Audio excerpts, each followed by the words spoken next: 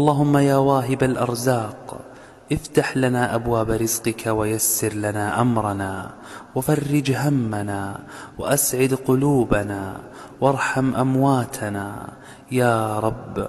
عفوك أرجو فلا تكلني إلى أحد سواك. اللهم يا واهب الأرزاق افتح لنا أبواب رزقك ويسر لنا أمرنا وفرج همنا وأسعد قلوبنا وارحم أمواتنا يا رب. عفوك أرجو فلا تكلني إلى أحد سواك. اللهم يا واهب الأرزاق افتح لنا أبواب رزقك ويسر لنا أمرنا وفرج همنا وأسعد قلوبنا وارحم أمواتنا يا رب. عفوك أرجو فلا تكلني إلى أحد سواك.